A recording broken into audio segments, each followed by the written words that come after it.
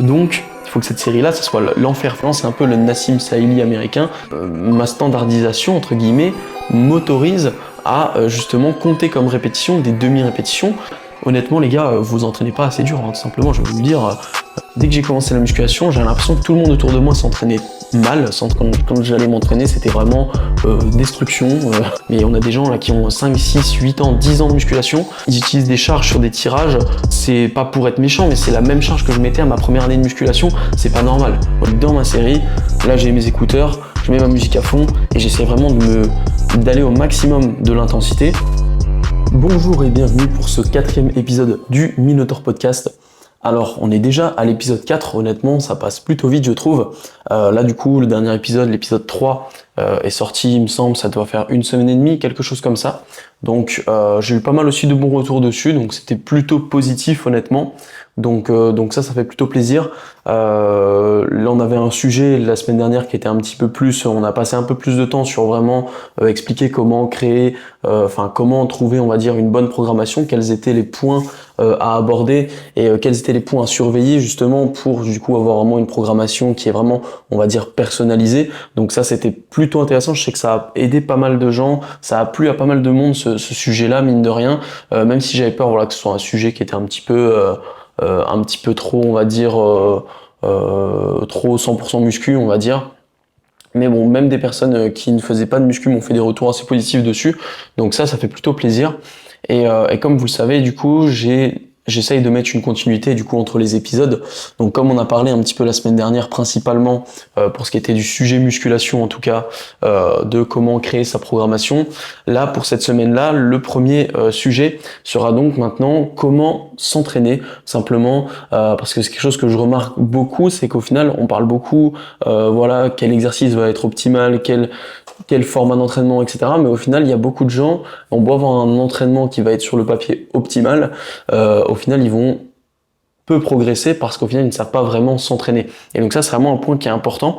Et du coup, je voulais revoir un petit peu, voilà, quelle était en fait la méthode d'entraînement, peu importe, on va dire, ton format d'entraînement, peu importe l'exercice en question, quelle va être la méthode d'entraînement, comment on s'entraîne réellement en musculation dans un but d'hypertrophie en tout cas. Donc ça, ça va être le premier point qu'on abordera aujourd'hui. Normalement, on ne devrait pas y passer autant de temps que la semaine dernière où on a passé à peu près 45 minutes sur vraiment le premier sujet où c'était assez long de lister un petit peu tous les points importants pour avoir une programmation justement extrêmement personnalisée. Et du coup, après du coup, directement en deuxième sujet, je vais voir si j'arrive à digresser sur ça assez naturellement, mais je me suis dit que ça pouvait être toujours intéressant, c'est de voir un petit peu les moyens qui permettent sur le long terme de devenir un petit peu plus, alors moi j'ai écrit ça de manière un peu littérale, devenir plus déter on va dire, mais tout simplement d'avoir un petit peu une discipline de faire quelque chose qui va vraiment nous aider sur le long terme. Et du coup, je voulais voir un petit peu les moyens, la manière dont il faut raisonner selon moi, on va dire, pour justement réussir à performer un maximum, que ça soit dans un contexte du coup de sport, que ça soit de musculation ou d'autres, mais aussi dans un contexte de vie professionnelle ou autre, etc. C'est quelque chose que je trouve, on apprend beaucoup justement avec la musculation, avec la discipline, on va dire, qu'on apprend en musculation et qui aide énormément après, je trouve, sur le long terme. Enfin, pour moi, c'est vraiment le principal en fait avantage de faire ce sport. C'est vraiment qu'on apprend à être ultra discipliné. Du coup, on va pouvoir attaquer. Avant ça, petite pause café. Hop, une fois qu'on est bien posé, on va pouvoir démarrer du coup. Donc, pour commencer, sujet numéro 1, comment s'entraîner ? Alors, comment on s'entraîne ? C'est ça la vraie question pour pouvoir progresser en musculation. Alors, on va parler des choses de base comme tout simplement, j'ai envie de dire, la première étape, ça va être de maîtriser dans un premier temps l'exercice. Quand on est débutant totalement, on compte c'est la première fois qu'on fait un exercice, peut-être que techniquement, ça peut être un petit peu compliqué.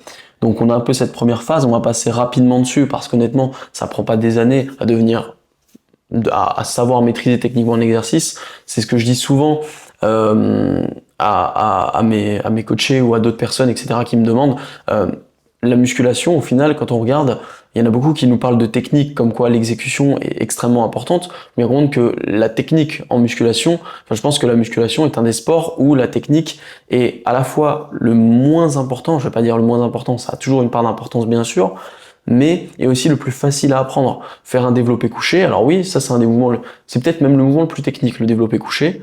Bah, quand on regarde le développé couché, apprendre à bien le faire, alors je parle pas de le faire à un niveau compétition internationale, je parle juste à apprendre à maîtriser le mouvement un minimum, d'être quelqu'un d'intermédiaire dessus.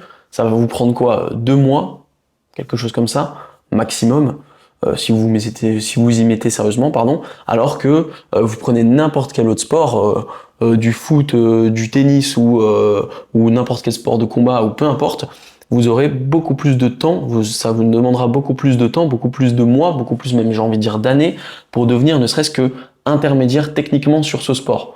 Donc au final quand on regarde la musculation c'est vraiment pas compliqué et se prendre la tête énormément avec l'exécution c'est pour moi une grosse perte de temps.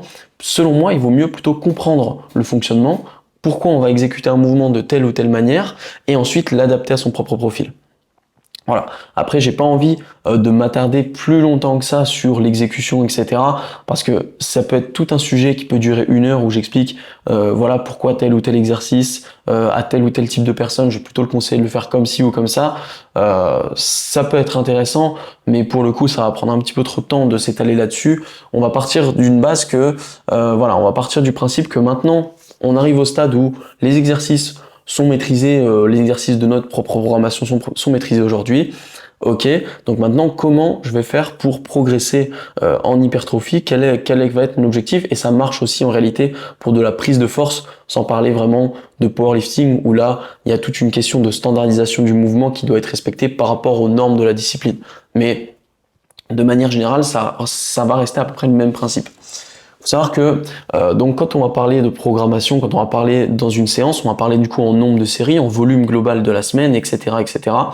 On va parler en nombre de répétitions, tout ça, tout ça. Donc comme je l'ai expliqué du coup dans le précédent épisode, quand on va parler de nombre de séries, on va parler directement de séries qui sont dites effectives. Qu'est-ce qu'une série effective? Ça, j'ai envie de dire que c'est un petit peu une grande question parce que, suivant l'interprétation qu'on en a, on peut peut-être se dire qu'une série effective va être une série avec, à partir de 5 répétitions de réserve, par exemple. D'autres vont compter que les séries à l'échec, comme des séries effectives. D'autres vont compter, voilà, 2 RIR, etc., donc 2 répétitions de réserve.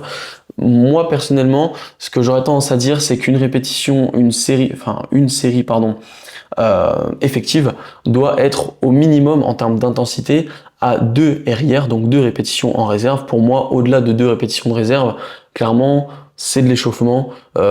Personnellement, dans ma propre pratique perso, après, je reviendrai là-dessus, mais plus on a d'expérience, plus on peut se permettre d'aller beaucoup plus à l'échec, etc., etc. Et plus ça va être difficile quand on est débutant, mais je reviendrai un petit peu plus là-dessus juste après.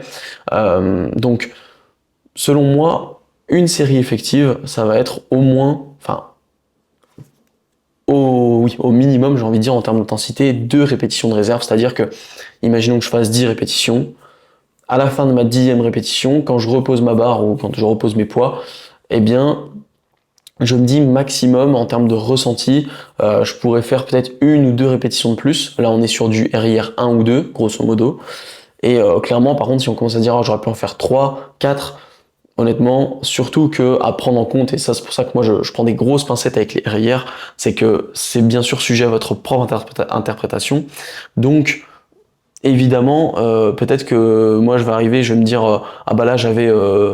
parce que je sais pas, je suis fatigué aujourd'hui, donc là je me dis, ouais là j'ai 1 répétition de réserve, mais quelqu'un qui m'a regardé de l'extérieur va dire, ah non, là t'avais 3, 4 répétitions de réserve. Donc c'est pour ça qu'il y a c'est une interprétation qui peut être, comme elle est très subjective, bah elle peut être très imprécise, donc forcément, surtout liée avec l'état de fatigue, le moment actuel de la chose, et donc malheureusement, moi je suis pas fan des RIR de manière générale.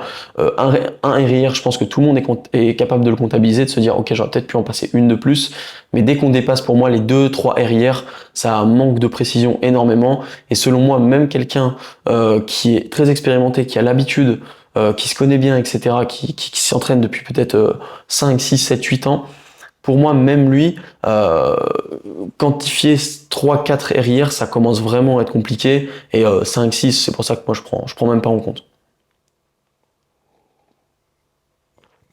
Ensuite, donc on va voir cette notion donc d'intensité. Évidemment, moi ce que je vais conseiller, c'est que on cherche toujours à avoir le maximum d'intensité. Pourquoi? Parce que je considère que les mouvements ne sont pas des on-off, c'est-à-dire que quand vous faites un mouvement en musculation, ce qui fait que vous allez avoir des progrès directement, on va dire physiologiquement, ce qui se passe dans votre corps, c'est que en fait, vous avez cette phase excentrique qui est au final la phase la plus importante. Ça, je tiens à le préciser pour ceux qui ne sont pas encore au courant. Prenez bien en compte que c'est pas votre mouvement concentrique, c'est-à-dire quand vous allez contracter votre muscle, par exemple, là sur un curl, quand je vais venir plier mon bras, c'est pas ce moment-là en final qui va vraiment me permettre de me progresser. C'est justement le moment où je vais plutôt devoir ralentir ma charge, ou entre guillemets ralentir, parce que je conseille pas un tempo où on va ralentir excessivement la charge, mais pour le coup, c'est simplement que le fait que le muscle qui est en position contractée va du coup maintenant avoir directement, si on fait une image, vous voyez, c'est les fibres qui se contractent, et ensuite, quand je vais simplement, avec la charge, la tension appliquée, je vais du coup décontracter mon muscle, simplement, je vais venir tendre le bras, par exemple, dans le cas concret, et donc tout simplement mes fibres vont s'étirer et sous la contrainte du poids, elles vont s'étirer sous tension, ce qui va créer du coup tout un mécanisme physiologique qui va du coup faire en sorte que on aura ensuite un renforcement, que ça soit musculaire mais aussi du coup nerveux, etc., qui va permettre de prendre en force et voilà. Et du coup, pour revenir directement sur pourquoi j'expliquais que voilà, c'était pas des mouvements qu'on n'était pas sur du on-off, etc. C'est donc directement pour revenir en fait sur l'intensité. Pourquoi moi je suis quelqu'un qui est très fan justement d'aller à l'échec, d'aller au minimum pour moi à une répétition de réserve, déjà ne serait-ce donc pour ce que j'ai parlé de la notion de subjectivité, etc. Voilà, la façon dont on réagit, on va dire, par rapport à l'intensité. Mais en plus de ça, il faut voir les mouvements donc pas comme du on-off, mais plutôt comme quelque chose qui reste assez progressif, d'assez naturel, c'est logique. Et donc qu'est-ce qui va se passer simplement quand on va commencer à être en difficulté sur un exercice? On va souvent être amené du coup à avoir une amplitude de mouvement soit qui sera réduite, soit un mouvement qui va être un petit peu dégradé, etc. Donc si on arrive à garder une bonne technique, on va sûrement avoir quelques demi-répétitions, on va avoir des répétitions avec moins d'amplitude. Par exemple, pour continuer l'exemple du curl biceps, au lieu de revenir par exemple jusqu'à hauteur d'épaule, on va peut-être commencer à être en galère, à revenir un petit peu moins haut, ou à réussir à tendre un petit peu moins le bras, etc., etc. Donc on aura moins d'amplitude de mouvement. Si on a une standardisation, c'est-à-dire que on compte nos répétitions comme des répétitions vraiment complètes et qu'on se retrouve du coup à se dire ok, moi je fais 2 RIR, donc 2 répétitions de réserve. Imaginons du coup que donc on a un mouvement complet, là je commence à être en difficulté et je vais commencer du coup à avoir du coup des demi-mouvements et du coup là j'arrête ma série parce que tout simplement voilà là je ne suis plus en capacité de rajouter des répétitions complètes, donc tout simplement j'arrête et j'ai même du coup probablement la dépasser les 2 RIR, on a même envie de le dire. Donc pour moi ça c'est assez problématique parce que en final on perd énormément de contractions en plus, on perd énormément de mouvements concentriques, excentriques en plus, même s'ils ne sont pas complets. En plus, c'est plutôt intéressant parce que justement dernièrement il y a eu une étude qui est sortie, qui a été menée par toute une équipe qui a été rassemblée, on va dire, par Jeff Nippard, qui est j'allais dire un bodybuilder, mais qui est plutôt un influenceur dans le milieu du bodybuilding, qui est extrêmement connu. Il fait partie des plus connus. C'est un Américain. Pour ceux qui ne connaissent pas, je vous conseille de regarder son contenu, même si dans une philosophie d'entraînement, il est extrêmement, on a des avis extrêmement divergents. Il faut reconnaître que c'est quelqu'un qui a beaucoup de talent. C'est un peu le Nassim Saïli américain. C'est un peu c'est un peu lui le boss dans ce domaine-là. Il a mené une étude directement pour voir s'il y avait des différences entre réaliser des demi-répétitions, c'est-à-dire en amplitude étirée. Donc sur le cas d'un curl biceps, on ferait des demi-répétitions en amplitude étirée par rapport à des répétitions complètes. Au final, à la fin de cette étude, on se rend compte que la différence est minime. C'est-à-dire que avoir des amplitudes complètes sur la plupart des mouvements ne changera quasiment rien par rapport à avoir des amplitudes réduites. Donc c'est encore une fois une preuve, et c'est quelque chose qu'on savait entre guillemets déjà, c'est que le muscle, là où il va être le plus sollicité, là où on va avoir les plus grands progrès, etc., c'est justement sur la phase étirée du mouvement.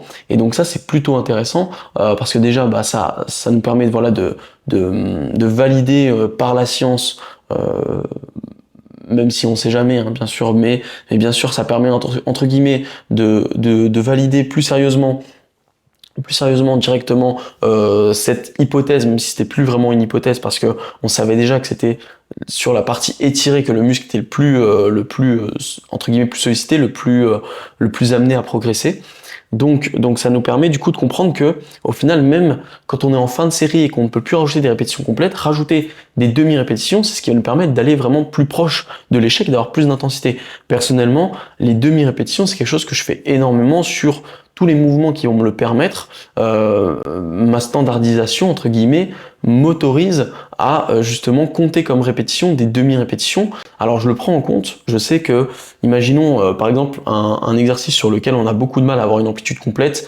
Si vous l'avez déjà fait cet exercice, vous le savez, le leg curl par exemple, c'est un exercice où c'est vraiment difficile. Plus on avance dans l'intensité de cet exercice, plus ça devient difficile. Sur les premières répétitions, on va peut-être pouvoir toucher les fessiers sur un leg curl couché, on pourra peut-être toucher les fessiers avec le boudin au niveau des chevilles, mais par contre, clairement, au bout de 5 répétitions sur une série de 12, on pourra déjà plus le faire. Donc c'est pour ça. Et si on s'arrête directement au moment où on peut plus toucher les fessiers, on se dit ok là, je respecte plus ma standardisation, mon mouvement n'est plus complet, je m'arrête là. Tout simplement regardez toutes les répétitions que vous avez encore sur la table. C'est une métaphore que j'ai entendue pas mal de fois. C'est de dire un peu tous les gains qui sont sur la table. Alors c'est en anglais, alors maintenant il faut que je traduise, mais grosso modo vous voyez un peu comme si on était sur une partie de poker, à tous les gains sur la table. Et en fait, vous prenez qu'une partie des gains, vous prenez pas tout ce qu'il y a parce que vous ne réalisez pas toutes les répétitions que vous étiez capable de faire.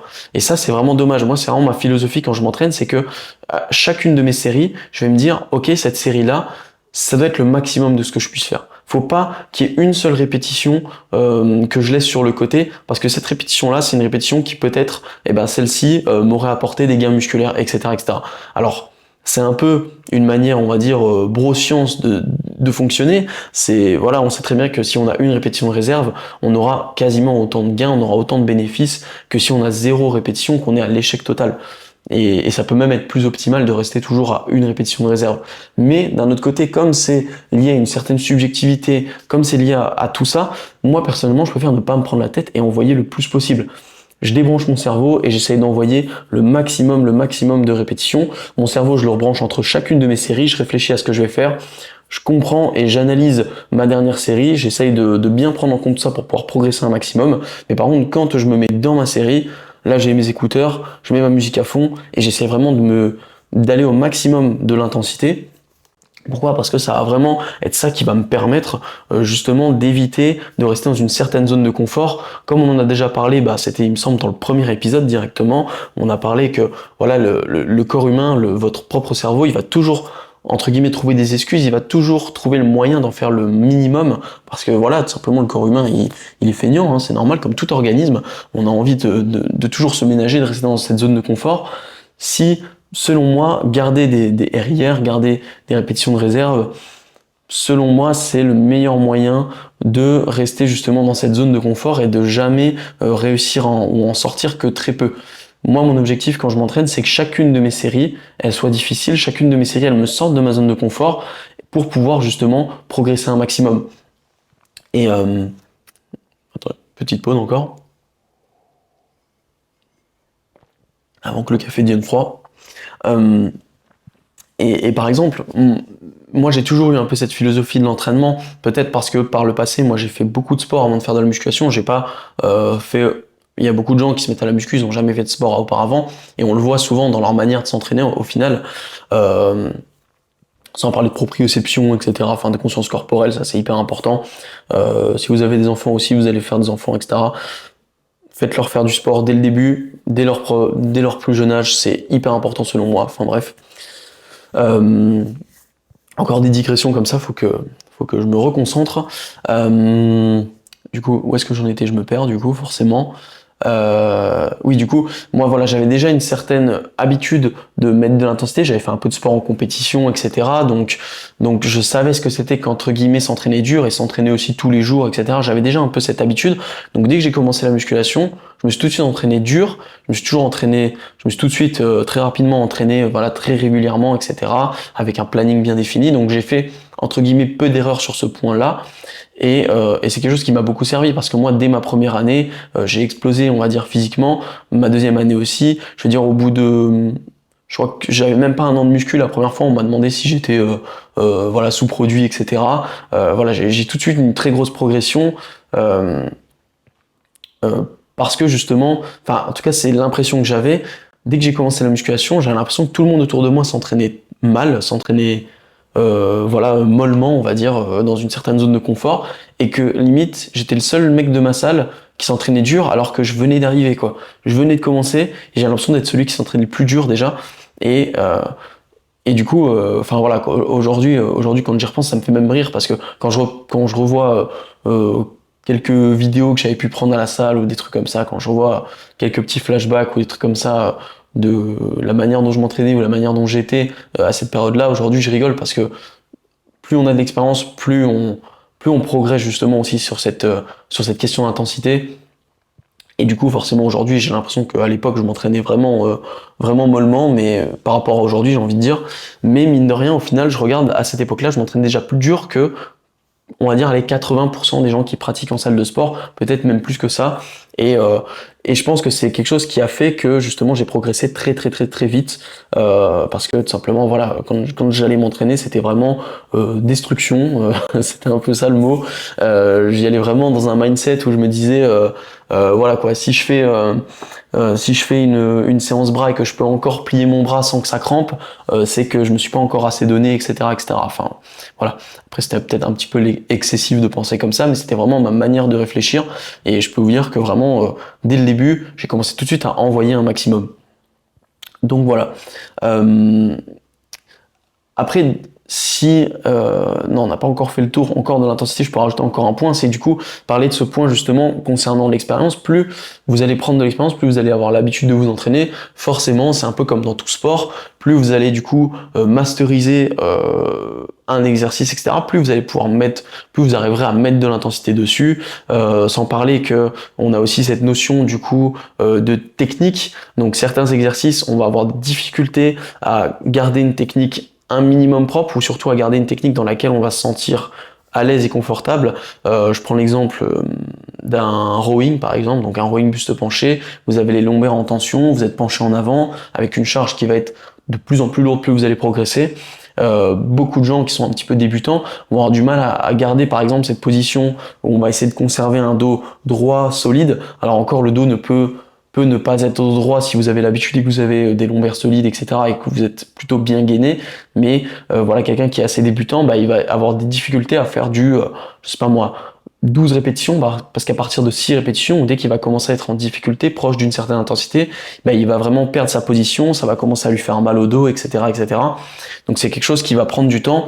Donc bien sûr, avec l'expérience, vous arriverez à mettre beaucoup plus d'intensité et demander à quelqu'un d'aller vraiment à un échec complet avec par exemple des dégressifs plus des demi-reps plus des rest-pauses, clairement c'est pas quelque chose que je conseille sur quelqu'un de débutant. Honnêtement, c'est pas la peine. Un débutant, s'il arrive déjà à aller juste à 0, 1 RIR, c'est très bien déjà, et il progressera déjà suffisamment comme ça dans un premier temps. Après, à sa deuxième année, troisième année de musculation, il va pouvoir incorporer toutes ces méthodes d'intensification, et du coup, je vais en profiter directement pour partir ensuite sur le sujet des méthodes d'intensification, parce que pour moi, c'est quelque chose à vraiment inclure, parce que comme je disais, on n'est pas sur du on-off, voilà, c'est pas au bout de la 10e répétition, hop, ça y est, tous mes gains musculaires arrivent grâce à cette série, et du coup, selon moi, on peut toujours, sur quasiment tous les exercices, on peut toujours rajouter une répétition, une demi-répétition, une petite dégressive, etc. Donc pour moi, c'est très intéressant justement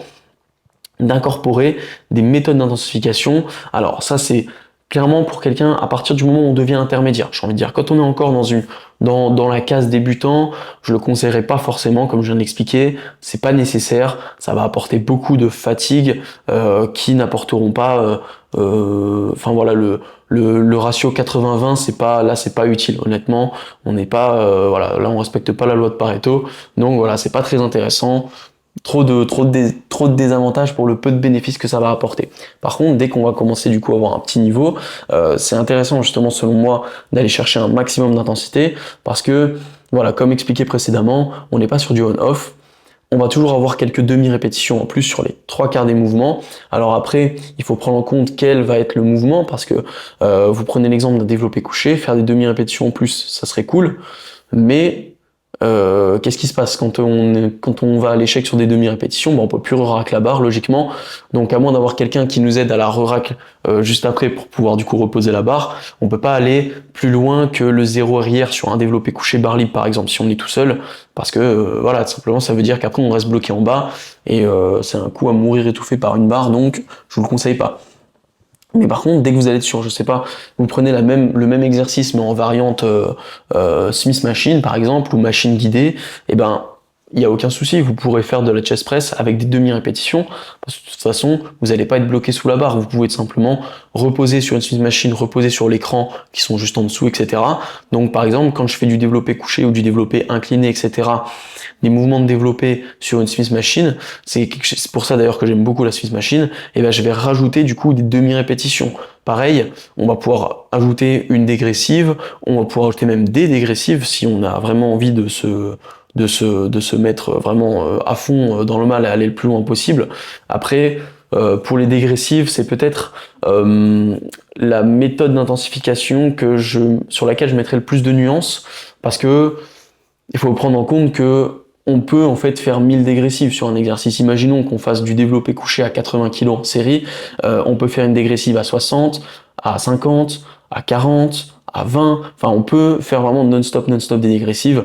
Voilà, moi ce que je conseille c'est de faire maximum deux dégressives, mais ça c'est vraiment pour moi de manière occasionnelle, et même une dégressive je ne la conseille pas sur toutes les séries. Autant je peux dire rajouter des demi-répétitions sur toutes les séries, ok, rajouter des rest pauses aussi, on y viendra juste après, les rest pauses très intéressants sur toutes les séries, ok, mais par contre rajouter des dégressifs sur toutes les séries, pour le coup ça induit beaucoup de fatigue. Mais la dégressive par contre je pense elle ajoute beaucoup de bénéfices parce qu'elle va nous permettre justement d'avoir cet ajout de répétition effective encore plus, enfin vous voyez quand vous arrivez à votre échec, vous êtes déjà donc sur une série effective voilà, de ce que dit la science sur une série effective, sur une série à l'échec, ça va être les 5 dernières répétitions grosso modo qui vont être les répétitions qui vont construire le plus de masse musculaire grosso modo, qui vont faire le plus progresser.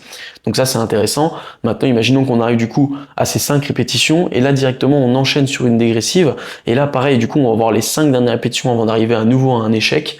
Eh ben, on peut considérer que ces répétitions-là aussi vont avoir un gros apport, justement. Alors après, est-ce que elles ont le même effet? Je ne pense pas, je pense qu'elles ont quand même un effet un petit peu moindre, mais c'est toujours ça de gagner, je pense que c'est plutôt efficace. Et du coup ouais, les dégressives, pour moi, très intéressant, mais à prendre avec modération, faut pas le faire... Pour moi, faut pas le faire sur tous les exos, faut pas le faire sur toutes les séries, ça c'est sûr déjà, et voilà, ça peut être intéressant, mais voilà, à incorporer intelligemment. Pareil du coup pour parler, donc on avait les demi-répétitions, quand je parle de demi-répétitions, prenez bien en compte qu'on parlera toujours de répétitions en amplitude étirée, c'est-à-dire que si vous êtes sur un mouvement de développé, on va être sur un mouvement voilà, de la partie, on va dire de la barre qui touche la poitrine à une demi-rep, donc à la moitié de la trajectoire, on descend, grosso modo ça va être ça. Ça peut mettre des quarts de reps s'il faut, hein, des tout petits pulses, ça permet voilà, juste d'avoir encore un tout petit peu de temps sous tension, voilà, rajouter quelques petites contractions et étirements sous tension pendant quelques secondes, ça peut être intéressant. Donc c'est toujours ça de prix, mais voilà, jamais je parlerai de demi-répétition de manière contractée, donc c'est-à-dire de en haut je fais une demi-rép, etc. Ça pour le coup pour moi c'est très peu intéressant, et justement l'étude menée par l'équipe de Jeff Nippard le prouve entre guillemets, c'est que voilà, faire des demi-reps dans ce sens-là, là par contre c'est vraiment pas intéressant.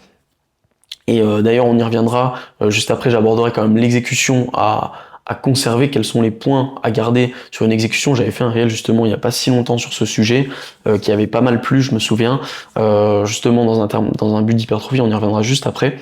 Donc donc les demi-répétitions, voilà, très intéressant selon moi, vraiment à incorporer sur les exercices où vous pouvez le faire. Donc voilà, comme je disais, sur des exercices où justement on est en poids libre, etc., ça peut être très compliqué, voilà, suivant les exos. Donc faire attention, voilà, le faire assez intelligemment. Et dans le même esprit, on va avoir les rest pauses. Alors les rest pauses, qu'est-ce que c'est? C'est tout simplement du coup prendre une mini pause, on va dire, au cours d'une série. Donc c'est une pause qui, logiquement, alors sur le papier, il me semble, ça ne doit pas excéder 20 secondes, je crois que c'est entre 3 et 20 secondes, un rest pause. Donc ça va dépendre de l'exercice. Moi, ma méthode pour faire un rest pause dans les 3/4 du temps, ça va encore une fois dépendre de l'exercice, c'est simplement le temps de reprendre son souffle. En général, enfin le temps de reprendre son souffle. Pas d'avoir le rythme qui redescend, sinon ça va prendre plus de 20 secondes. À moins que vous ayez un cœur de marathonien, mais non, c'est plutôt simplement le temps de faire 1 ou 2 respirations. En général, ça va être ça. Sur un gros exercice jambes, ça va être le temps de prendre deux respirations, peut-être des fois 3, on va dire maximum, et pour le coup, sur un exercice peut-être plus d'isolation, une respiration, une inspiration, une expiration, ça va suffire logiquement, justement pour, on va dire, faire un tout petit rest pause qui va me permettre de gagner 1 ou 2 répétitions. Alors pour moi le rest pause il est hyper intéressant, hyper utile. Alors il va y avoir 2 aspects que je trouve intéressants en fait avec le rest pause.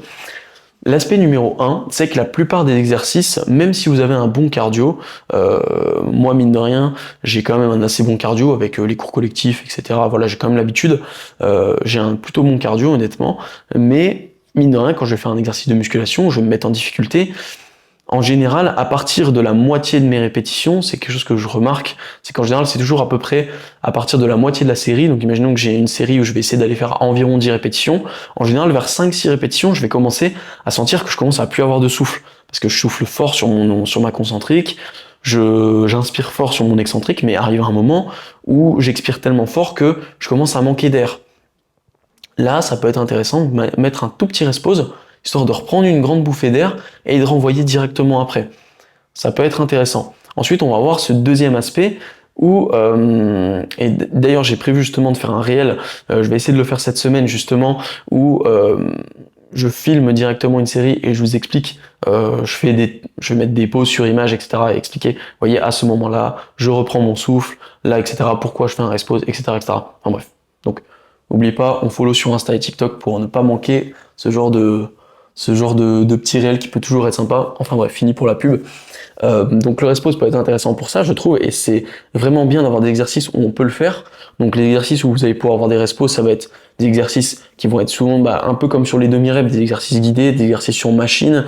Vous allez avoir aussi quelques exercices libres. J'ai l'impression que j'aurais tendance à dire que les rest pauses, on peut en faire plus sur plus d'exercices encore que les demi-répétitions. Par exemple, même sur un rowing barre libre, vous pourrez faire des rest pauses, soit en vous mettant en haut, on essaye d'enlever un maximum de tension au niveau du dos et des bras, juste en tenant la barre et en se mettant comme sur le haut d'un soulevé de terre. Vous voyez, vous venez vous placer en haut, vous contractez bien les fessiers, vous tenez quelques secondes le temps de reprendre votre souffle, soit même en reposant la barre au sol et en repartant directement comme sur un pendlero, ou même en se remettant bien en position. Après à voir, parce que sur ce contexte-là, ça peut être difficile parce que niveau des lombaires, du coup, faut redécoller la barre du sol, ça peut être fatigant. Donc, c'est intéressant, mais aussi à réfléchir intelligemment sur quel exercice on va pouvoir le faire, et surtout sur comment on va pouvoir le faire sur quel ou quel exercice. Et c'est pour ça que moi, pendant longtemps, là, j'avais passé mon rowing buste penché sur un rowing à la Smith, parce que justement sur la Smith, le rest pause il se fait super facilement. Vous pouvez reposer votre barre quand vous voulez. Honnêtement, le rest pause est vraiment facile. Donc sur le rowing Smith par exemple, je me permettais de faire 2 rest pauses dans ma standardisation, pardon. Dans ma standardisation, je comptais 2 rest pauses, c'est-à-dire que je comptais mes répétitions jusqu'à 2 rest pauses. Donc, premier rest pause, je continue de compter mes répétitions. Donc, imaginons que j'ai un objectif de 12 répétitions, je fais un rest pause à 8. Du coup, je vais faire 9-10, je refais un rest pause, 11-12, pour moi, mes 12 reps sont validés. Par contre, imaginons que j'ai fait 3 resposes et que du coup, j'arrive jusqu'à 12 répétitions mais avec 3 resposes, grosso modo. Donc j'en ai fait un peut-être à 6, ensuite à 8, ensuite à 10. À chaque fois, j'ai gratté 2 reps, 2 reps, 2 reps. Bah, mes 2 dernières reps, je vais pas les compter. Pour le coup, moi, dans ma standardisation, j'ai compté que j'ai maximum 2 resposes dans mon rowing buste penché. Et si, imaginons que j'arrive à mes 12 répétitions, avec un seul respose, et ben là, du coup, je vais pouvoir me dire, ok, alors clairement, bah, qu'est-ce que je vais faire? Bah, en fait, soit je vais retaper un respose de plus et je vais aller plus haut en répétition, soit je vais augmenter ma charge parce que si voilà, ma standardisation elle est avec 2 resposes, et donc voilà, si je peux faire ma série avec un seul, c'est que c'était pas assez dur, c'est que c'était pas assez lourd, donc je vais simplement mettre du coup plus lourd, etc., etc. Donc pour moi, c'est quelque chose qui est très intéressant, qui est vraiment bien en fonction de l'exercice à incorporer et à prendre en compte dans ce qu'on appelle la standardisation. Je suis en train de penser que du coup, j'ai pas expliqué pour ceux qui ne savent pas ce que c'est que la standardisation. C'est à quel moment, à partir de quel standard de répétition, on va dire, de standard d'exécution, je vais compter ça comme une répétition. C'est-à-dire que, voilà, peut-être que une demi-répétition, du coup, je vais pas la compter comme une répétition parce que ma standardisation, c'est sur une répétition complète, etc., etc. Pour moi, il faut mettre des nuances dans la standardisation. J'avais fait un réel justement sur le sujet il y a pas si longtemps sur pourquoi avoir une standardisation, trop propre et trop stricte était quelque chose qui allait vraiment bloqué justement dans la progression, parce qu'arrivé à certains stades, dès qu'on va mettre une charge supérieure, on va être obligé soit de baisser énormément le nombre de répétitions, soit d'avoir justement le temps de s'habituer à la charge, une exécution qui sera soit dégradée, soit avec un petit peu moins d'amplitude, etc. Donc voilà, est-ce que j'ai fait le tour du respose? Oui et non. Oui, c'est vrai que j'ai pas forcément du coup parlé. J'avais parlé donc de cet aspect, donc voilà, reprendre son souffle, etc., qui est intéressant. Et aussi, tout simplement, le rest pause, comme c'est une micro pause, elle va vraiment permettre de pouvoir rajouter des répétitions en plus. Donc rajouter potentiellement des répétitions qui vont être dites effectives, qui vont permettre justement la progression, un peu comme sur une dégressive. Et pour moi, c'est toujours ça de prix, c'est toujours ça qui est intéressant. Et vous pouvez même combiner du coup des rest pauses avec des demi-reps, avec même une dégressive. Et ça, c'est pour moi un peu le max de l'intensité qu'on peut atteindre. C'est quand on commence à faire rest pause plus demi-rep, ensuite dégressive avec rest pause plus demi-rep. Et voilà, et ça m'est déjà arrivé de faire ça x2, fois même 3 dégressives, etc. Mais là, c'est vraiment pour s'exterminer, dernière série de la séance, etc. Voilà. C'est pas quelque chose que je conseille pour le coup. Là, on va peut-être induire trop de fatigue pour peu de bénéfices. Donc, voilà, c'est toujours à réfléchir intelligemment, à prendre avec des pincettes.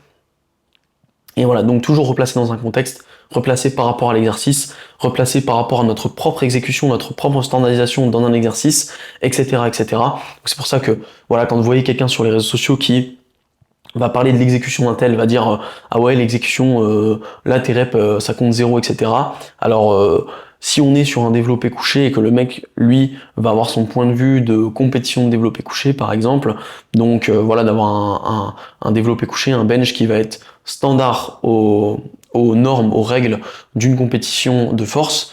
Alors oui, peut-être que de son point de vue, du coup, c'est du no-rep s'il veut, mais peut-être que par contre, là, la personne en question, elle s'entraîne pour l'hypertrophie, elle a aucun intérêt à avoir un bench de standard de compétition, parce que ça va pas lui apporter beaucoup d'intérêt, et que justement, il est plus à l'aise en progressant avec je ne sais pas quelle dégradation technique.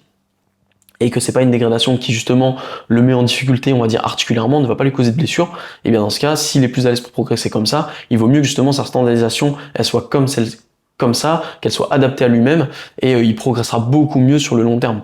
Voilà.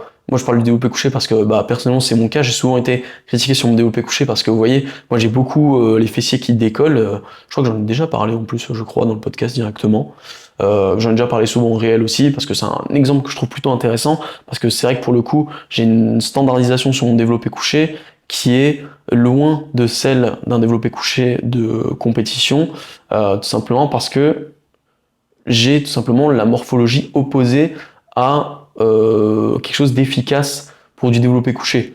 Au vu de la longueur de mes segments, etc. On pourrait même dire le développé couché n'est pas fait pour moi. C'est pour ça que j'ai souvent essayé de faire des variantes plutôt guidées, etc. Parce que bah voilà, c'est malheureusement le développé couché de manière classique, de manière standardisée de compétition. Pendant des années, ça me faisait des douleurs articulaires, etc., etc. Donc j'ai bien vite compris que c'était pas quelque chose qui était optimal pour moi pour progresser, parce que dès que je commençais à être à l'aise, je montais ma charge. Là, j'avais à nouveau des douleurs, ça mettait un certain temps. Du coup, je progressais très lentement. Et dès que j'ai compris comment adapter et que j'ai trouvé la meilleure technique pour moi-même, eh bien là j'ai commencé à avoir des bonnes sensations directement sur mes pectoraux, j'ai commencé à avoir des bonnes sensations musculaires, mais aussi des bonnes sensations on va dire articulaires, c'est-à-dire plus de douleur, une progression qui augmentait beaucoup plus vite, etc., etc. Donc l'intérêt c'est aussi sur l'exécution, d'avoir une exécution qui nous convient et d'avoir une standardisation qui nous convient. Et pour continuer un petit peu sur l'exécution, quelle exécution on doit avoir du coup quand on va s'entraîner en hypertrophie? Selon moi, il n'y a pas de règle, on va dire fixe. On va dire voilà, le mouvement doit s'exécuter de telle manière. Et si tu le fais pas exactement comme ça, alors c'est pas bon du tout. Non, ça pour moi, c'est vraiment le niveau zéro, c'est-à-dire que là c'est t'as vu une vidéo sur YouTube comment exécuter tel mouvement et du coup maintenant dès que quelqu'un fait pas exactement comme dans la vidéo que t'as vu parce qu'en fait tu comprends rien à comment ça fonctionne voilà ton cerveau il est bloqué. Ça pour moi c'est hyper limitant. Voilà, comme je l'ai expliqué, c'est un peu le même principe voilà, que sur la standardisation, il faut que ça soit adapté à la personne et du coup voilà, peut-être qu'en fonction de notre longueur de segment, en fonction de nos insertions musculaires, on n'aura pas toujours la même exécution et donc c'est pour ça qu'il n'y a pas pour moi de pure règle. Par contre, il va y avoir quand même des points où je trouve que c'est important d'appuyer dessus. L'erreur que beaucoup font, et ça c'est une erreur qu'on voit beaucoup chez les débutants justement, c'est de faire des demi-répétitions sur, comme j'en parlais, plutôt sur la partie contractée. C'est-à-dire que là sur un développé, je vais pas descendre jusqu'en bas, je vais vraiment bloquer et faire des demi-répétitions. Alors, dans un certain contexte, ça peut être intéressant sur un développé couché justement, voilà, réduire un tout petit peu l'amplitude pour pas avoir de douleur aux épaules quand on est quelqu'un qui a été assez sujet, ça peut être intéressant. Moi, c'est pas quelque chose que je conseille sur le long terme. Je dirais que ça peut être intéressant sur un instant T, par exemple, voilà, là justement, dernièrement, je me suis fait une élongation au niveau du pec, donc il faut que je fasse gaffe, là, quand je commence à reprendre, etc. Donc là, j'ai bien repris, je peux commencer à remettre des charges, etc. Mais il y a certains exercices où j'allais chercher un très gros étirement. En plus de ça, moi, j'ai de très longs avant-bras, des très longs bras et des clavicules larges, donc ce qui fait que justement, et des longues clavicules, donc typiquement, donc ce qui fait que justement, moi j'ai déjà, juste en arrivant à la poitrine au développé couché, j'ai mis des années à réussir à le faire, à ne serait-ce que toucher avec la barre à vide mes pecs, ma poitrine sur la descente du développé couché, ça m'a mis des années déjà à pouvoir le faire, voilà, tout simplement parce que je manquais tout simplement la mobilité au vu de mes segments, etc. Donc j'ai progressé sur le long terme. Pour autant, du coup, sur un instant T, ça peut être utile de faire une répétition avec amplitude un petit peu réduite, justement pour éviter d'avoir un surétirement sur une post-blessure, etc. Donc dans des contextes précis. Par contre, sur quelqu'un qui manque de mobilité, j'aurais tendance à dire que c'est pas lui rendre service sur le long terme. Moi, pendant longtemps, du coup, j'étais là, je me disais, moi, ma technique, elle est adaptée à moi. Je fais des demi-répétitions sur le développé couché, où je vais pas chercher l'étirement complet parce que, sinon ça me crée des douleurs. Au final, il valait mieux que je mette mon ego de côté un petit peu, que je prenne le temps de travailler un petit peu pour avoir justement ce développement de cette amplitude, et ça m'évitera beaucoup moins de douleurs par la suite quand le jour arrivera où je vais essayer par exemple de faire mon max au développé couché, où je vais me retrouver en difficulté sous la barre, et là, boum, je vais venir bloquer en bas parce que tout simplement je peux plus la pousser. Et là, du coup, je vais me retrouver avec une tension énorme sur une partie qui n'a jamais, on va dire, été renforcée, sur une partie du mouvement qui n'a jamais été renforcée, et qui là, du coup, peut potentiellement me créer une blessure. Donc, sur le long terme, je conseillerais toujours d'avoir une plus grande amplitude possible, c'est beaucoup mieux. Et comme on l'a vu précédemment avec l'étude en question, etc., que j'ai cité précédemment, voilà, l'amplitude étirée est ce qui va vous permettre de progresser le plus. Donc, essayez dans votre standardisation, de toujours prendre en compte que vous allez chercher toujours à avoir un maximum d'étirement, le plus possible en fonction de votre profil, en fonction de votre génétique, vos segments, etc., etc. Donc en fonction de votre morpho, de votre biomécanique perso, essayez d'avoir toujours ce maximum et essayez aussi de progresser petit à petit parce que par exemple sur un rowing, quand on va commencer le rowing, on va avoir du mal à laisser partir les épaules en avant pour bien étirer entre les omoplates, etc. Et quand on va prendre de l'expérience, d'expérience, on va réussir à le faire petit à petit, parce que ne serait-ce que de manière proprioceptive, de manière conscience, d'un point de vue conscience corporelle, c'est quelque chose d'assez difficile. Donc voilà. Donc voilà, ensuite, qu'est-ce qu'on va avoir d'autre, grosso modo? On pourrait parler après, voilà, du temps sous tension, de justement, donc toujours un petit peu dans cet aspect standardisation, cet aspect exécution. On va chercher donc à avoir un maximum d'étirement. C'est pas grave si on perd de la contraction, selon moi, voilà, de l'amplitude de contraction au fur et à mesure des répétitions, surtout suivant certains exercices. Pour moi, beaucoup d'exercices de type tirage, de type pull, on va dire, donc que ce soit même sur des mouvements de jambes comme le leg curl, mais je trouve que beaucoup d'exercices de tirage justement vont être liés, on va avoir du mal justement à les tirer toujours en contraction max. Donc voilà, c'est pas grave si on perd un petit peu sur ce point de vue-là, tant qu'on arrive toujours à garder une bonne excentrique, selon moi. Ensuite, comme je l'ai expliqué, c'est du coup cette phase excentrique qui va vous apporter beaucoup de gains, beaucoup de bénéfices.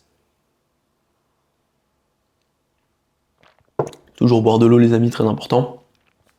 Donc c'est cette partie-là qui va vous apporter beaucoup de bénéfices. Pour autant, on voit quelque chose qui se développe beaucoup en ce moment, et moi je suis très peu fan de ça en réalité. C'est extrêmement la mode là chez les body en ce moment. C'était pas encore la mode chez les bodybuilders naturels, maintenant ça l'est aussi.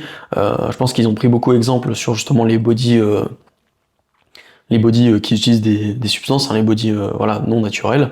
Tout simplement, voilà, ils vont favoriser entre guillemets le temps sous tension avec une excentrique qui va être longue et même une concentrique qui va être souvent très contrôlée. Alors pour la concentrique, clairement, ne cherchez pas à avoir de contrôle. Si vous cherchez à avoir du temps, un temps de concentrique volontaire, clairement vous allez perdre énormément en force. Ça va beaucoup vous cramer. Alors vous aurez des super sensations, ça, il n'y a pas de doute. Une concentrique contrôlée, c'est la chose qui va vous permettre d'avoir le plus de sensations possible. Vraiment, voilà, rester sous un temps sous tension énorme, c'est ce qui fera que vous aurez des grosses sensations. Donc bien sûr, en termes de ressenti, vous allez vous dire ah ouais, ça marche trop bien, la congestion de fou et tout. Pour autant, en fait, c'est pas du tout ce qui va vous apporter des gains musculaires, et au final, vous allez du coup avoir moins de force. Donc vous allez réussir à appliquer, vous aurez certes un temps sous tension plus long, mais vous aurez une tension mécanique plus faible. Donc au final, et ce qui prime en réalité entre un temps sous tension et une tension mécanique, c'est la tension mécanique. Donc vous perdez, vous perdez le 10 sur 10 pour gagner du 7 sur 10. Vous voyez un petit peu, si on devait, enfin, voilà, je pense que vous comprenez un peu ce que je veux dire.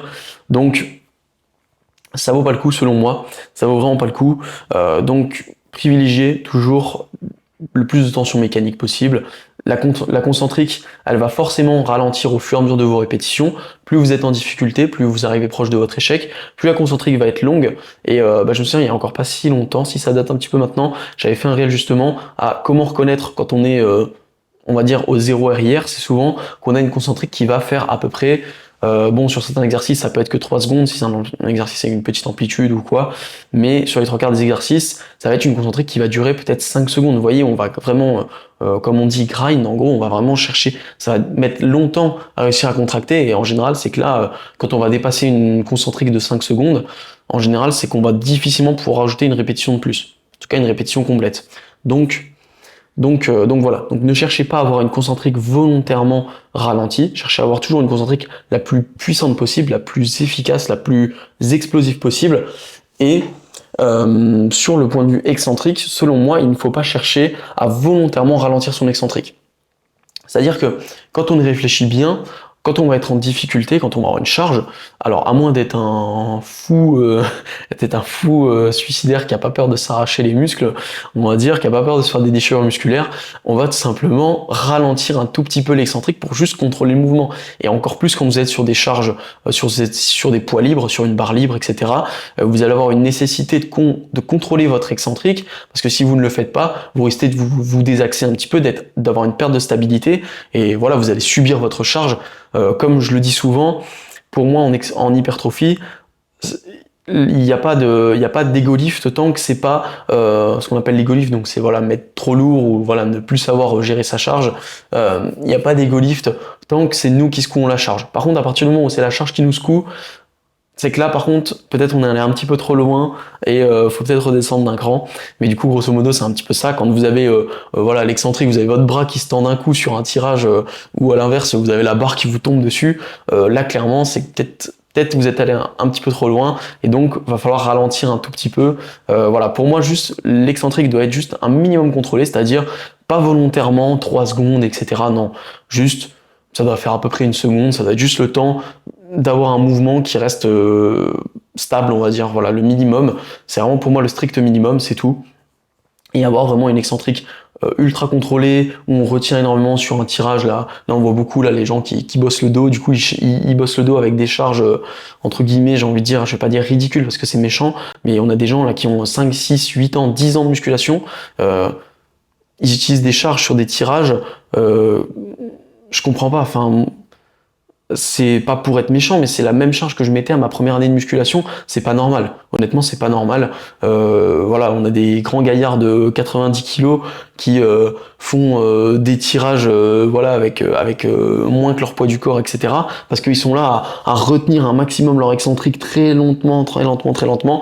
Et pour moi, il n'y a pas d'intérêt. Certes, vous allez avoir une bonne sensation parce que vous aurez un temps de tension élevé, un petit peu comme sur le concentrique.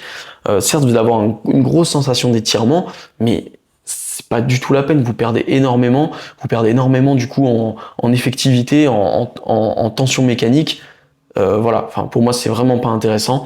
Et voilà. Et peut-être que sur le papier, avoir une excentrique un petit peu ralentie, parce que je sais qu'aujourd'hui il y a eu des études qui l'ont plus ou moins prouvé, que voilà, avoir une excentrique un petit peu plus ralentie, ça va permettre justement, enfin il me semble qu'il y a eu des études, faudrait que je revoie ça, hein, mais il me semble oui qu'il y avait des études justement qui étaient sorties qui parlaient de ça, mais encore une fois, sur le papier c'est opti, en pratique c'est pas optimal parce qu'au final vous allez tellement perdre en tension mécanique, vous allez tellement perdre aussi ne serait-ce que vous allez avoir un ressenti de brûlure qui va être élevé, donc vous allez avoir une subjectivité, enfin votre ressenti par rapport à votre intensité, pareil elle va être plus restreinte et en fait vous allez avoir du mal du coup à aller sur un pur échec, vous allez plutôt en fait lâcher parce que voilà tout simplement ça brûle et là du coup on se dit ok là je peux plus en faire une de plus alors qu'en réalité si on bombardait un petit peu plus, si on envoyait quelques reps en plus, enfin vraiment de manière explosive, vous verrez qu'en fait là vous pouvez rajouter 5-6 reps et ça je le vois bien par exemple,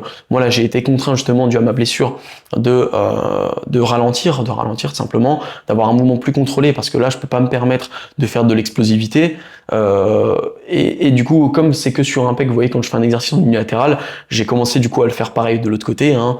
Donc voilà je contrôlais bien et quand j'arrivais en fait à me dire ok, de manière contrôlée, donc avec une standardisation de cette manière-là, vraiment contrôlée, où je ralentissais bien mon excentrique, tout ça, pour avoir la même chose des deux côtés et pas créer de déséquilibre, je me suis vite rendu compte, bon déjà ça me saoulait parce que bah moi j'aime pas m'entraîner comme ça, hein, simplement, moi j'aime m'entraîner avec le maximum d'intensité, donc ça implique de mettre beaucoup d'explosivité, voilà, de se donner à fond, et je me suis rendu compte d'une chose, c'est qu'en fait quand j'étais à l'échec avec cette standardisation-là, donc en ralentissant bien mon excentrique et même en ralentissant un petit peu ma concentrique, en fait, j'avais encore 5-6 répétitions, on va dire, de ma standardisation précédente, donc ma standardisation classique, où je bombarde un petit peu plus les répétitions sans que ça soit, entre guillemets, des reps trichés ou quoi que ce soit.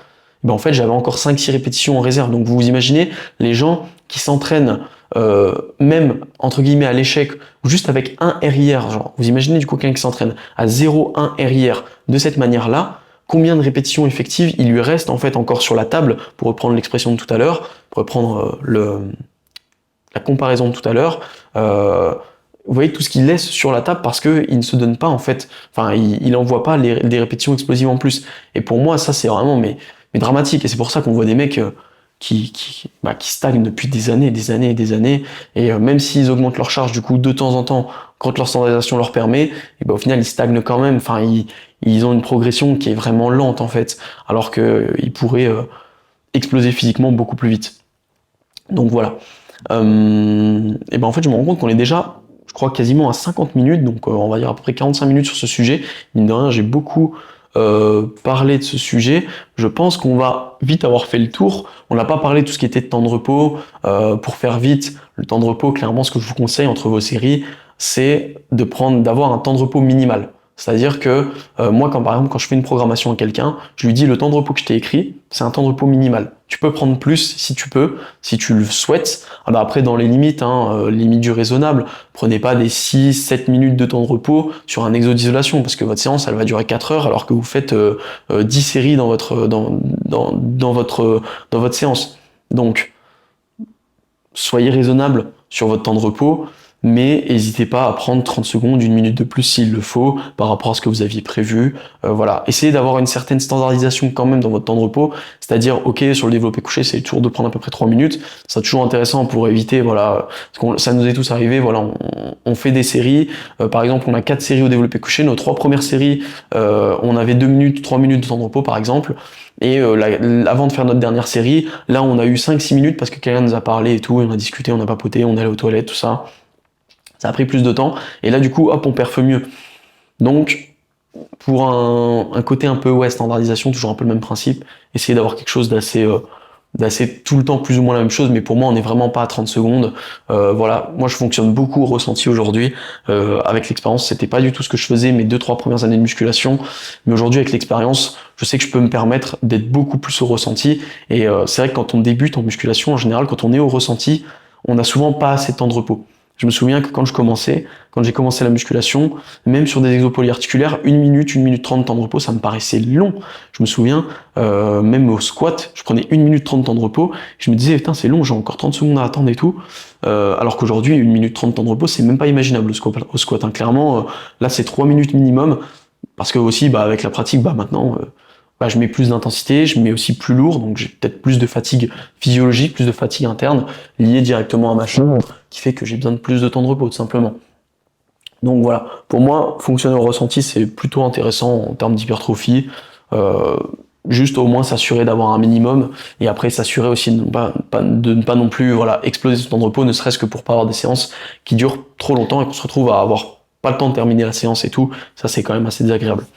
Et c'est vrai que j'ai pas parlé aussi du volume. Alors je vais essayer de faire vite là, parce qu'après j'essaie de me limiter à des épisodes d'1 heure, parce qu'après je pense que regarder quelqu'un tout seul avec un fond blanc, d'ailleurs, j'en reparlerai peut-être à la fin du podcast. Prochaine fois, prochain épisode 5, il y aura des lumières et un fond différent, parce que là c'est pas fou. En plus là, avec l'hiver qui arrive, vous voyez, il y a pas trop de lumière. Là je suis éclairé par par une lumière naturelle, mais du coup en fonction, il y avait un peu de nuages quand j'ai commencé, donc il y avait moins de lumière. Bref, je vous embête pas plus sur ça. Enfin bref, et sinon, pour moi, il y a aussi le volume à prendre en compte. Je trouve que c'est beaucoup la mode du low volume en ce moment, vraiment low volume, high intensity. Et moi, ça me fait entre guillemets doucement rire, parce que il y a 2 ans, 2-3 ans, mon volume que j'ai actuellement, par exemple, moi, ça a un peu toujours été le même. Alors, je l'ai fait un peu évoluer sur certains groupes musculaires, mais grosso modo, être entre 8 et 16 séries par groupe musculaire, ce qui est pour moi un volume classique en hypertrophie, c'était quelque chose que on considérait comme du low volume. Et aujourd'hui, c'est considéré comme du high volume. Vous voyez, donc les mentalités changent un petit peu. Le high volume, auparavant, c'était vraiment 40 séries. Les personnes qui faisaient au-delà de même 20 séries, c'était pas considéré comme du high volume vraiment. C'était entre guillemets quand même du haut volume, mais quand on parlait de haut volume, on parlait vraiment de au-delà de 30 séries. Il y avait des gens qui faisaient du 60 séries semaine. Enfin voilà. Avec le développement justement de ce principe aujourd'hui, où maintenant les gens ont bien compris qu'il fallait aller à l'échec, parce que quand vous faites 70 séries semaine, je vous jure que vous n'allez pas à l'échec, c'est impossible.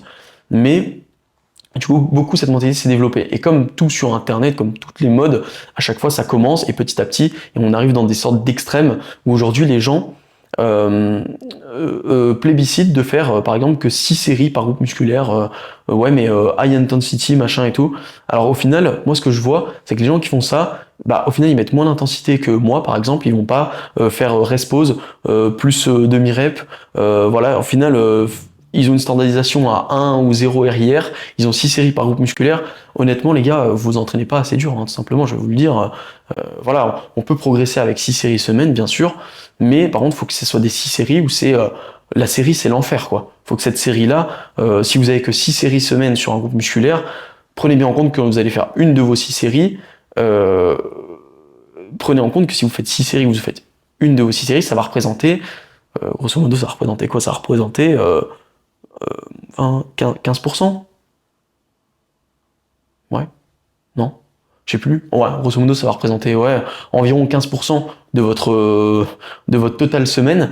Donc, il faut que cette série-là, ça soit l'enfer. Il faut que ça soit vraiment la mort, quoi. Vous alliez au bout de l'effort au maximum. Sauf qu'au final, t'as des mecs, là, les trois quarts des gens s'entraînent du coup avec un RIR, deux RIR, en faisant du 6-8 séries semaine. Je suis désolé, mais ça, c'est le volume de votre point fort. Vous pouvez pas commencer à faire ça sur des points faibles. Et pour moi, une chose qui est très importante quand vous allez progresser, quand vous allez avoir du coup vous avez un peu votre point de référence, vous allez du coup chercher pour progresser, pour avoir cette notion de progression, vous allez chercher du coup à augmenter soit votre charge, soit peut-être votre répétition avec la même charge, votre nombre de répétitions avec la même charge, soit du coup vous allez aussi pouvoir essayer d'augmenter votre nombre de séries, votre volume à la semaine. Et ça, c'est quelque chose qu'on oublie beaucoup trop avec cette mode aujourd'hui du low volume. Par exemple, moi j'ai un point faible pec. Mon point faible pec, c'est pour ça que je faisais 24 séries semaine. Alors là, depuis que je me suis un peu blessé, j'ai prévu de redescendre un tout petit peu, j'avoue, j'étais peut-être un petit peu dans l'excès, mais j'ai fait du 24 séries semaine pendant 2 ans. Je me suis pas blessé sur les pecs pendant 2 ans. Là, clairement, je pense que si je me suis blessé, c'est parce que j'avais une petite douleur, et je pense que ça vient d'un exercice que du coup maintenant je ne vais plus refaire malheureusement. Je pense que ça vient d'un exercice parce que c'est cet exercice-là, à la fin de cet exercice-là, où je commençais à sentir des douleurs et j'ai continué à le faire. Et voilà, et avec un gros volume comme j'avais, avec une grosse intensité, mine de rien, ça me permettait de pas suffisamment récupérer de cette petite douleur qui a fini par s'accumuler, et au bout de 2-3 mois où je m'entraînais avec cette petite douleur, ça a fini par me faire une plus grosse douleur, donc un début de blessure, une petite élongation. J'ai eu de la chance que ça soit pas plus grave. Honnêtement, je pense que j'ai eu de la chance. Je me suis déjà presque totalement remis, on va dire. Là, je suis remis à 90% en seulement 2 semaines, donc ça va. Ça aurait pu être bien pire.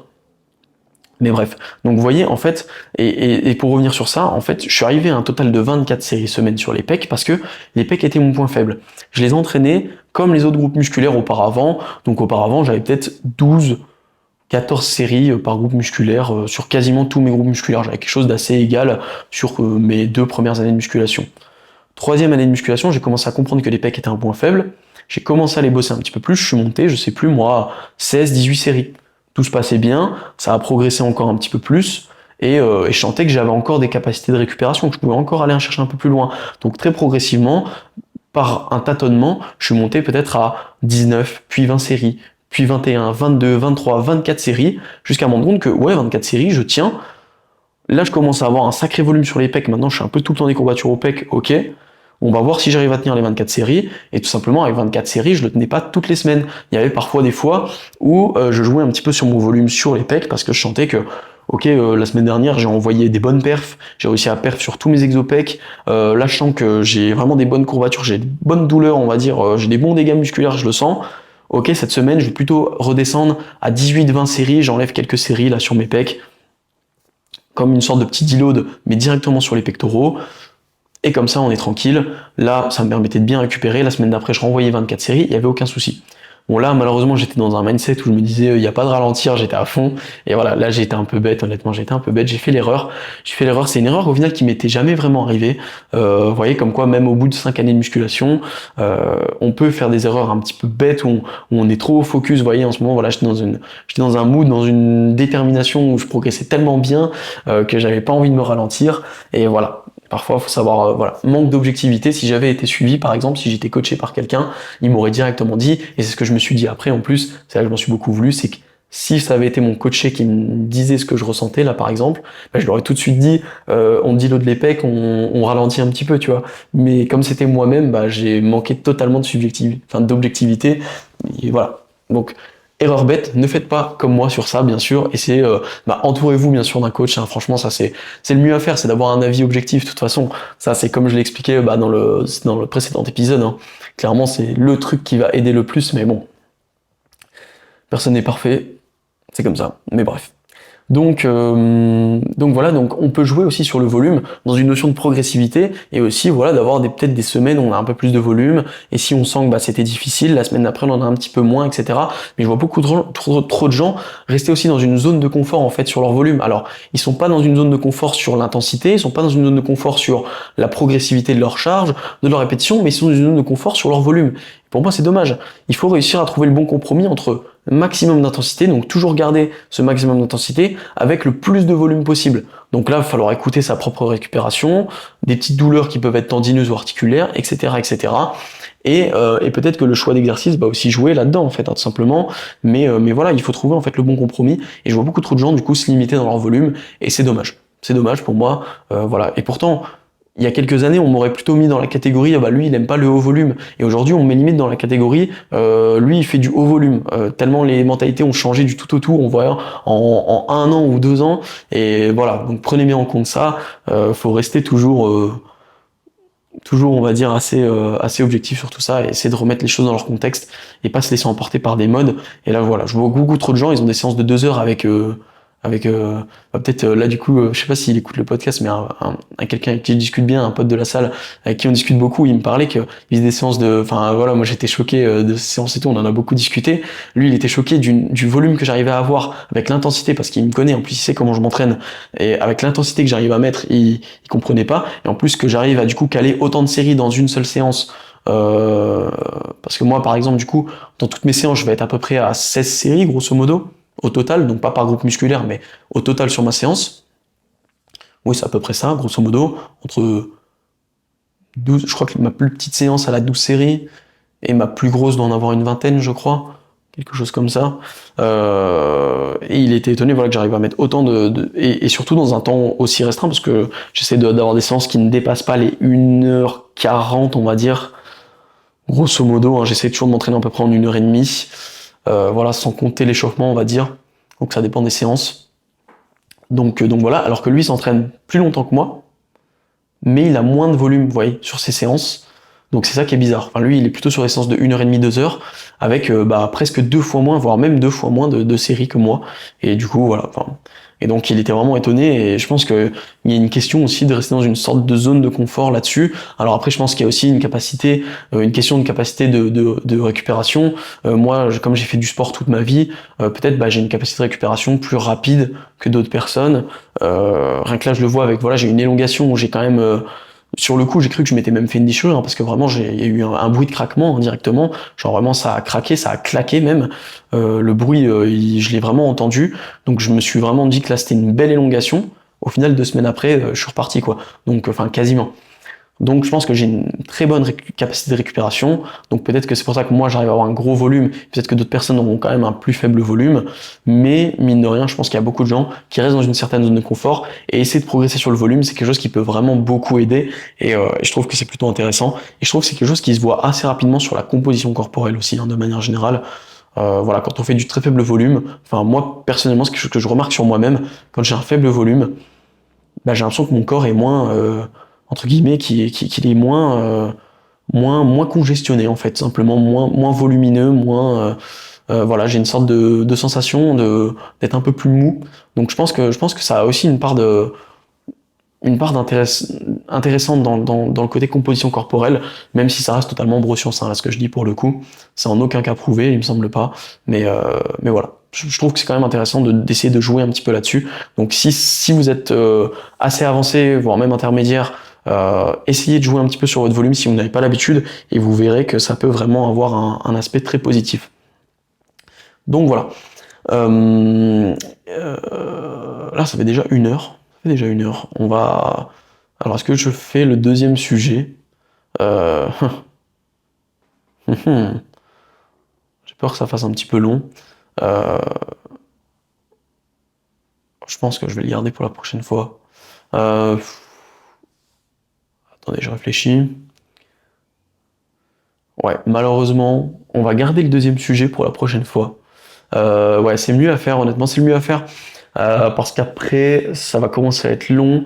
En plus, il se ressemble beaucoup avec le sujet numéro 2 du prochain épisode, donc je me dis autant que je le fasse ensemble, parce que ça parle beaucoup en fait des habitudes, d'une notion de progressivité et qui permet en fait voilà d'avoir un effet cumulé sur sa vie, etc. Qui permet dans beaucoup de choses de gagner dans tout ça. Et voilà, ce sera plutôt intéressant. Ça fera un sujet numéro 2 plutôt long la prochaine fois, sachant que le sujet numéro 1 de la prochaine fois, je parlerai en gros de tout ce qui est en gros dans les meilleures conditions pour sa séance. Donc on parlera que ça soit de pré-workout, on parlera de collation pré-training, de musique, tous les aspects extérieurs qui peuvent vous permettre d'être performant. Donc voilà, et ça sera pas un sujet très très long, je pense, sachant qu'en plus je l'ai déjà abordé, on avait déjà pas mal parlé dans un épisode du podcast de Yann, mon ami Yann, qui est sur Instagram sous le nom de Evolution Santé. Je me semble qu'il a changé son pseudo il y a pas si longtemps. Donc on en avait parlé justement en plus de ça dans son podcast ensemble. Et du coup là je voulais faire un épisode un petit peu solo sur le sujet, mais c'est vrai que ce sera pas un sujet très très long. Donc autant que je garde tout ça. Donc vous m'excuserez, là c'était vraiment un épisode que muscu, on va dire. On part pas trop sur tout ce qui va être entre guillemets développement perso, même si bon j'aime pas trop appeler ça comme ça. Mais du coup, sur le prochain épisode, ça sera plutôt l'inverse. On sera très peu de temps, je pense qu'il n'y en aura pas pour plus de 30 minutes, clairement, sur les meilleures conditions pour l'entraînement. Et du coup, on parlera un petit peu plus de tout ça, de tout ce qui est un peu effet cumulé, habitude. Et vous allez voir que c'est vraiment quelque chose qui est un vrai game changer. Si vous ne connaissez pas ça, si vous n'êtes pas trop encore intéressé, tout ce qui est développement perso et que vous n'en avez encore jamais entendu parler, c'est vraiment pour moi franchement, ça a été peut-être la révélation de cette année pour moi, ou peut-être même un peu plus d'une année maintenant que je suis intéressé par ce sujet. Ça doit faire plus d'1 an honnêtement, mais c'est vraiment un vrai game changer, je trouve. C'est quelque chose qui m'a vraiment aidé à évoluer sur cette année-là, par exemple. Ça a été peut-être cette année-là mon année la plus productive, la plus évolutive possible, honnêtement. J'ai vraiment passé beaucoup de caps et du coup ça me fait extrêmement plaisir de vous en parler. Je trouve que c'est vraiment quelque chose qui est incroyable et je trouve encore plus que dans le monde dans lequel on vit actuellement, dans le contexte actuel, c'est encore plus important parce que voilà, on n'est plus dans les années 50, on n'est plus dans ces époques-là, et je pense qu'on est beaucoup, malheureusement, et beaucoup de jeunes de mon âge, quelque chose que je vois énormément, et on le voit, on le remarque dans la société actuelle, c'est que les jeunes sont perdus, hein. On est tous un peu perdus. Il y a une sorte, c'est malheureux, et je pense que s'il y a des gens qui sont un petit peu plus âgés qui m'écoutent, alors je sais pas si dans mon public j'ai des gens qui ont plutôt la quarantaine, voire même la cinquantaine, etc., plutôt la génération précédente à la mienne. Donc je rappelle que moi j'ai 23 ans, donc moi je suis un peu de la génération Y, je crois, je sais plus ce qu'on dit, je crois que ça c'est Y, on va dire, mais la génération encore d'avant ne se rend peut-être même pas encore compte de ça. Ils sont un peu eux, ils sont un peu l'effet cumulé de tout ça, ils sont un peu ils ont été un peu la conséquence de toutes les années précédentes, toutes les décennies précédentes, et nous on est encore une conséquence suivante. Et en fait on va dire qu'entre guillemets ma génération actuelle et même les générations qui sont un petit peu après moi aujourd'hui, donc les jeunes qui ont peut-être 16 ans, 17, 18 ans aujourd'hui, on se rend compte d'une chose qui est flagrante, c'est qu'il y a une perte un petit peu on va pas dire d'ambition justement, mais plutôt de foi j'ai envie de dire foi en l'avenir, et justement cette notion d'effet cumulé, de progressivité dans la vie, je trouve qu'elle aide énormément aussi, justement pour avoir un peu plus confiance dans l'avenir, avoir un peu plus confiance en soi aussi. C'est quelque chose qui aide beaucoup, je trouve, dans le contexte actuel. Malheureusement, je pense qu'on vit des temps qui sont assez durs. Certes, on n'est pas proprement en guerre ni en famine ou ce genre de choses, mais psychologiquement, je pense qu'on est dans un temps assez dur où voilà, il y a une perte de, j'allais dire, je sais pas comment le dire, d'objectif, mais il y a un terme, oui, une perte de visualisation sur l'avenir, on va dire tout simplement. Et donc vous allez voir que c'est un sujet qui est vraiment très important et qui apporte énormément de bien, tout en ayant très peu, je trouve, d'aspects négatifs en fait. En fait, quand on regarde, à part le temps que ça peut prendre dans une journée, dans une routine, qui n'est pas du temps très long, pour le coup ça n'a aucun aspect négatif. C'est vraiment que du bénéf. Donc on parlera un peu de tout ça au prochain épisode. Donc voilà. Et sinon ça va être à peu près tout pour cet épisode. Donc voilà, je vais pas reconclure et répéter un peu tout ce que j'ai dit dans cet épisode, c'était quand même assez long. Donc voilà, on a abordé pas mal de points, mine de rien. Je pensais pas que ça durait aussi longtemps, cette première partie. Donc, mais comme quoi, il y a toujours des choses à dire, hein, honnêtement. Donc, j'espère que l'épisode, voilà, ne vous aura pas paru trop monotone. Donc, comme je l'ai dit précédemment, prochain épisode, donc normalement, j'aurai reçu un fond. Du coup, donc, j'essaierai d'avoir un fond. En gros, je vais essayer de faire un fond un petit peu différent pour pouvoir aussi me mettre dans une autre pièce, parce que là, grosso modo, pour vous expliquer, je suis le seul endroit de mon appartement, grosso modo, qui a un fond assez neutre. Vous voyez, il y a un mur neutre. Tout simplement, c'est dans la plus grande pièce, et du coup, elle résonne un tout petit peu, on le sent au son, et du coup, après, quand j'aurai un fond, je pourrais me mettre du coup directement dans une autre pièce, parce que là, mes autres pièces, elles ont tout un papier peint. Voilà, vous voyez, je suis pas propriétaire, donc je peux pas changer le papier peint, et le goût du proprio laisse à désirer, j'ai envie de dire. Donc malheureusement, voilà. Donc je peux tourner pour l'instant que dans cette pièce-là, donc il y a un petit peu de bruit de résonance, malheureusement. Pareil, la lumière, pas ouf. Du coup, normalement, semaine prochaine, ce sera un petit peu mieux au niveau de la qualité visuelle, et j'espère aussi un petit peu mieux au niveau de la qualité sonore. Donc on verra un petit peu ça. Et sinon, voilà à peu près tout. Comme vous le savez peut-être, mais du coup, j'en reparlerai au prochain épisode, je pense aussi. C'est parce que la semaine prochaine, je vais commencer à cutter directement. Donc ça, pour ceux que ça intéresse un petit peu, je vais commencer une première phase de cut. Comme je l'ai déjà expliqué, c'est vrai que j'ai pas encore fait d'annonce vraiment sur les réseaux, mais je l'ai déjà expliqué dans un des épisodes. Là, je crois que c'était le premier. Que je vais, du coup, je me préparais du coup pour une compétition. Du coup, j'ai trouvé une compétition qui m'intéresse bien. J'ai pas encore contacté l'organisme et tout. Il faut que je les contacte. J'ai envie de les contacter. Parce que voilà, comme c'est ma première compétition, j'ai envie de voir un peu comment ça s'organise, voir les modalités, parce que voilà, en fonction, j'aurai peut-être du coup 2 compétitions avec une qualification, une première compétition qui permet de se qualifier pour la deuxième, etc. Donc ça peut être intéressant. Donc voilà, une compétition qui serait du coup logiquement dans plus ou moins 6 mois, donc un petit peu plus de 6 mois. Donc logiquement, semaine prochaine, je vais commencer une première phase de cut. Donc ça, restez à l'affût si jamais ça vous intéresse de suivre un petit peu la routine, the journey comme on dit en anglais. Ça peut être intéressant, donc n'hésitez pas bien sûr à me follow si c'est pas le cas sur Insta et TikTok. Si c'est pour voir un peu plus ma routine, clairement suivez-moi sur Insta avec les routines, avec les stories, tout ça. Et sinon, voilà à peu près tout.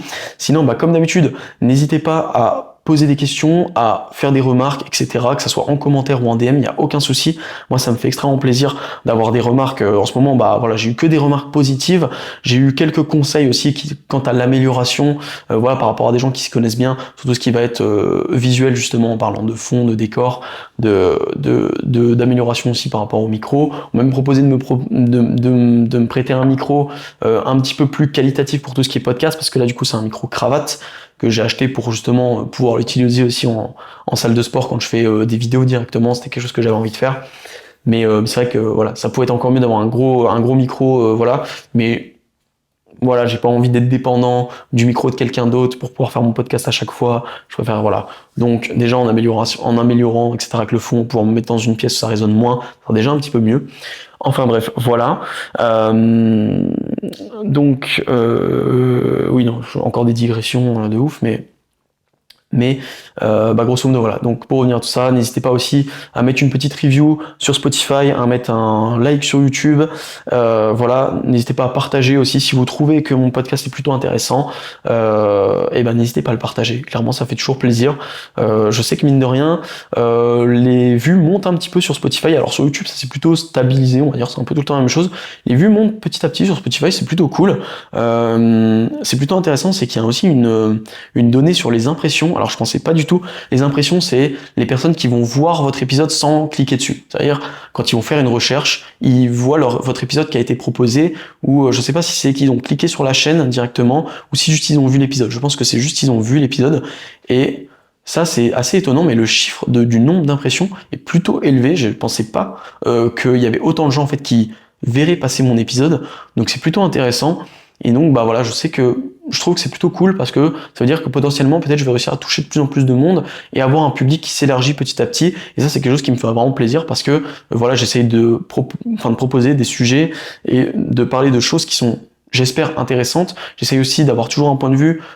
J'estime déjà que mon point de vue est assez différent de manière générale. De toute façon, avec ce qu'on voit sur les réseaux, on a toujours des points de vue un peu on-off, vous voyez. Et moi, j'essaie toujours d'avoir un point de vue assez nuancé. Donc j'espère, et je crois que c'est quelque chose qui plaît parce que j'ai eu beaucoup de félicitations, c'est pas trop le terme, voilà, de gens qui m'ont fait des bonnes remarques par rapport à ça, et ça fait extrêmement plaisir. Et du coup, j'espère que ma vision des choses pourra réussir à se partager encore un petit peu plus. Donc n'hésitez pas encore à partager le podcast si jamais il vous plaît. Et sinon, ça va être à peu près tout. Je vous souhaite bien sûr une très bonne journée ou une très bonne soirée. Progressez bien, restez bien focus sur les objectifs, c'est le plus important. C'est ce qui vous servira le plus sur le long terme. Devenez des machines, devenez des monstres dans tout ce que vous entreprenez. Et comme ça, on va tout exploser ensemble. Donc, je vous remercie beaucoup en tout cas pour toute la force qu'on me partage. Et sinon, je vous dis à la prochaine du coup pour l'épisode 5 du Minotaur Podcast. À la prochaine.